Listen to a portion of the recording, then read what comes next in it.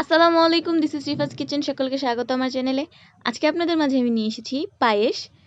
তো যারা নতুন রাঁধুনি আপুরা আছেন তারা একবার দেখলেই পায়েসটি খুব সহজেই তৈরি করতে পারবেন বাসায়। তো আপনারা শেষ পর্যন্ত দেখবেন ভিডিওটি, তাহলে আপনারাও পায়েসটি তৈরি করতে পারবেন।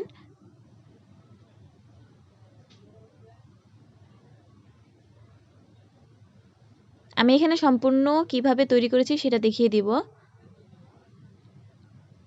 প্রথমে আমি এখানে একটি হাঁড়িতে দুধ বসিয়ে দিলাম।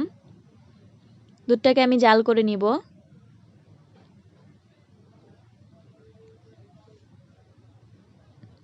জাল দিয়ে নিতে হবে। তারপর আমি এখানে পোলাওয়ের চালটা ধুয়ে রেখেছি, ধুয়ে ভিজিয়ে রাখবো।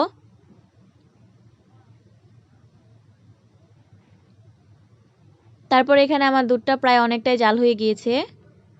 এটা এরকম জাল করে নিতে হবে। তারপরে আমি এখানে নিয়ে নিয়েছি বাদাম, 3 রকমের বাদাম থেতো করে নিয়েছি, কিশমিশ, গরম মশলা, এলাচ আর দারচিনি। তা আমি এখন এলাচ আর দারচিনিটা দিয়ে দিলাম। পোস্ত বাদাম দিয়ে দিলাম এখন এখানে। তারপর আমি এখানে চালগুলো দিয়ে দিলাম, ভিজিয়ে রাখা চালগুলো দিয়ে দিলাম। এখন এগুলোকে নাড়া দিয়ে আমি ফুটিয়ে নিব।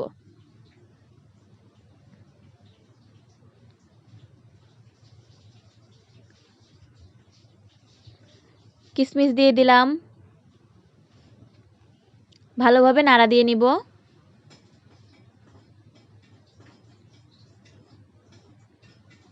ঘন হয়ে গিয়েছে, এই যে দেখতে পাচ্ছেন ফুটে গিয়েছে প্রায়।